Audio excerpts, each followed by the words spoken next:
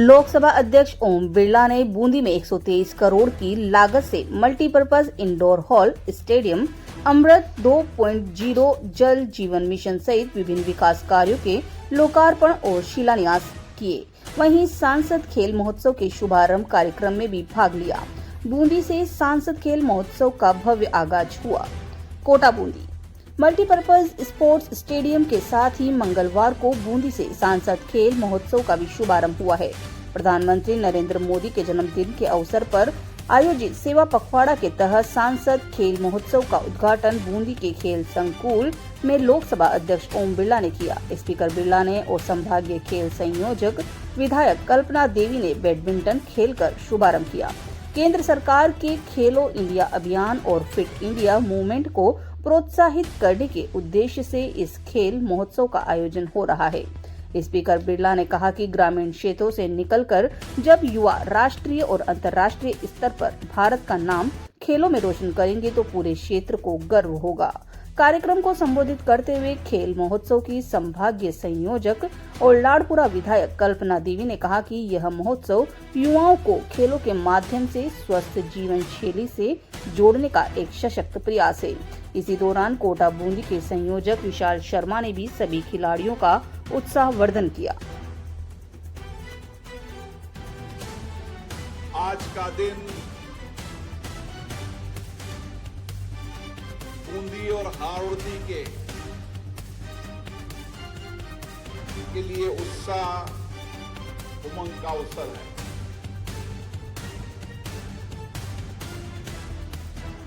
ये बूंदी की धरती जो त्याग बलिदान वीरता की धरती है, जिसके त्याग बलिदान वीरता की कहानियां भारत में नहीं दुनिया के अंदर भी बूंदी की वीरता और त्याग और बलिदान की कहानी है। और जब भी मैं इस धरती पर आता हूं मुझे नई प्रेरणा मिलती है, नई ऊर्जा मिलती है। ये समय हम सबके लिए आस्था श्रद्धा का पर्व नवरात्र पर्व है। और नवरात्र पर्व में हम सबको नई ऊर्जा मां के स्वरूप में मिलती है। 9 दिन तक हम पूजा करते हैं, अर्चना करते हैं, व्रत करते हैं, संयम बरतते हैं ताकि हमें अधिक से अधिक ऊर्जा मिले और ये ऊर्जा हम देश समाज के लिए समर्पित कर सकें। मैं जब भी इस स्टेडियम में आता हूं तो इस स्टेडियम की नई योजना, नई प्लान मेरे मन में इसलिए आता है कि मैं यहां के नौजवानों के उत्साह को देखता हूं, यहां के नौजवानों की उमंग को देखता हूं, क्योंकि बूंदी की धरती जिसमें ग्रामीण परिप्रेक्ष्य ज्यादा है और ग्रामीण क्षेत्र में आने वाला नौजवान, वह युवक युवती जिसमें आत्मविश्वास है, संकल्प है और खेल के मैदान के अंदर देश और दुनिया में भारत का नाम करने का भरोसा है। और मुझे विश्वास है आने वाले समय के अंदर इस बूंदी की धरती से भारत का नौजवान दुनिया के अंदर तिरंगा झंडा लहराएगा और हम सबको गर्व होगा कि हाड़ौती की धरती बूंदी से हमारे युवक युवती भारत का नेतृत्व कर रहे हैं, भारत का झंडा लहरा रहे हैं।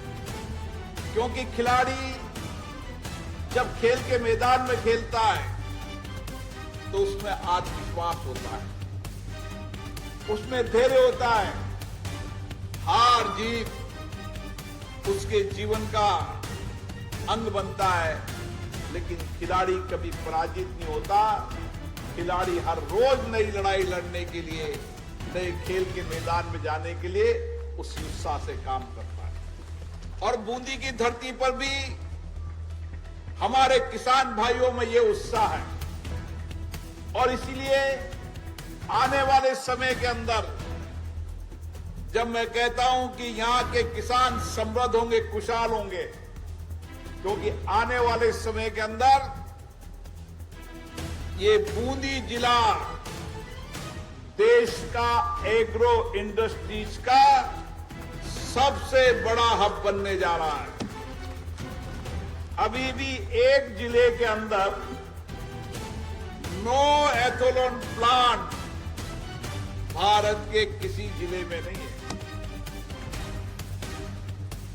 चाहे चावल इंडस्ट्री हो, चाहे ऑयल इंडस्ट्री हो, और आने वाले समय में हमारी सब्जी और फल उद्यान का भी ये बहुत बड़ा केंद्र बनने जा रहा है।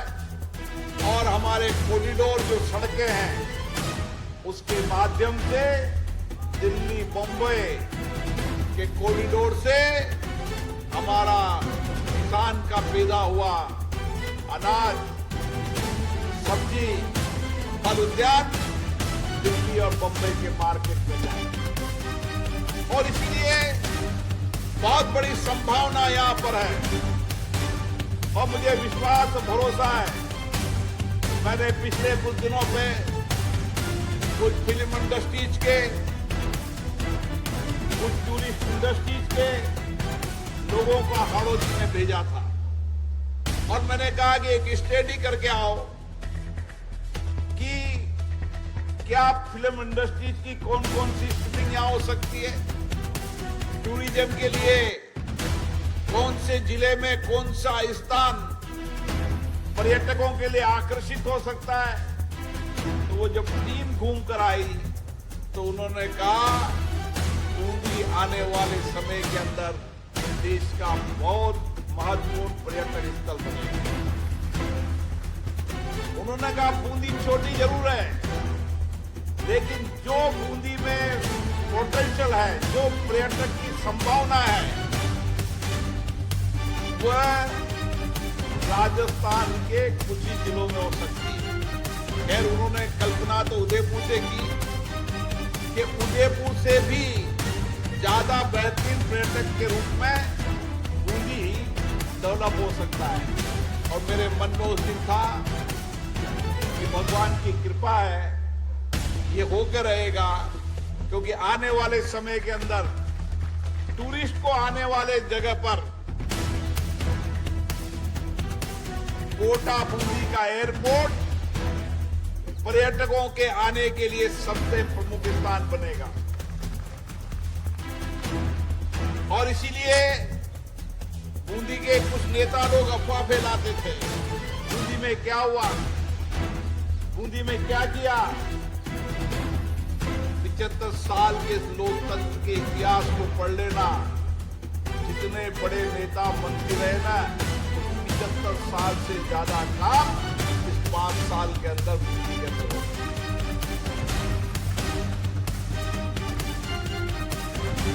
आने वाले समय के अंदर बूंदी पर्यटन का महत्वपूर्ण केंद्र बनेगा। पर्यटन की जो संभावना है, उन संभावनाओं को देखते हुए 450 करोड़ रुपए के काम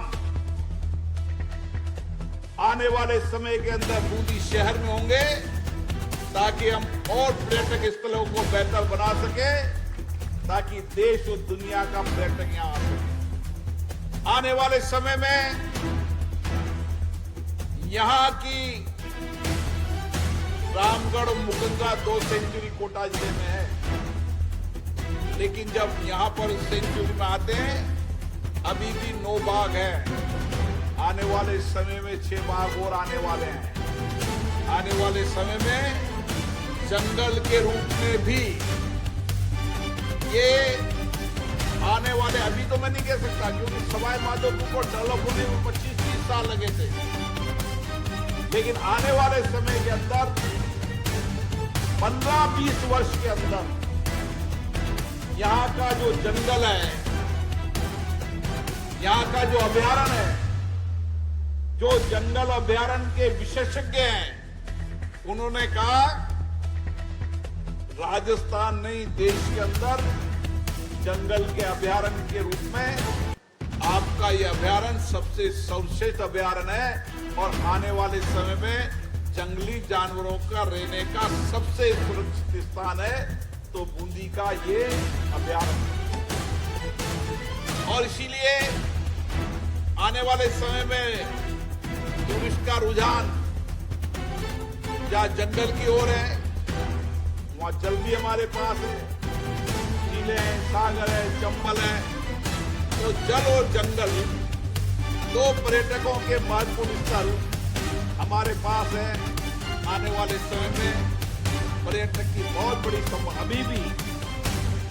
ये कल ही जब महाराव युवराज सिंह की और महारानी साहब आशापुरा माता जी के उद्घाटन में आई थी, बूंदी हमारे बड़े भाई, और इसीलिए मेरे लिए तो बूंदी का हमेशा मन क्रम वचन में विशेष महत्व रहा है क्योंकि मेरे पिताजी का जन्म बूंदी में हुआ है। और इसलिए इन सारी संभावनाओं को, जो बूंदी के विकास की भविष्य की जो भी संभावना हो, चाहे बूंदी का सचिवालय हो, चाहे बूंदी का बस स्टैंड हो, चाहे बूंदी का बाजार हो, चाहे बूंदी जी के पर्यटक स्थल हो, यहाँ के झील, झरने, बावड़ी, कुएं, किले, सारे स्थानों को जब मैं पहले आया था तो लोगों ने सोचा कि बिरला जी बहुत बड़ी बड़ी बात करते हैं। मैंने एक दिन कहा था कि रात को बूंदी को देखते हैं और अब समय आ गया है, सब कुछ योजनाएं बन चुकी है। हम सारी योजनाओं को आप सबकी सलाह से, आप सबके परामर्श से बूंदी के सारे नक्शे को जन सहयोग से और जन संपर्क के साथ आपके सुझाव के आधार पर प्लान का प्रेजेंटेशन करेंगे। जब आपकी सहमति होगी तो निश्चित रूप से पर्यटक के रूप में डेवलप करेंगे। ये खेल का मैदान, जब मैं खेल के मैदान में आया था तो इलाका काफी बड़ा था लेकिन अव्यवस्थित था। राज्य में कांग्रेस की सरकार थी।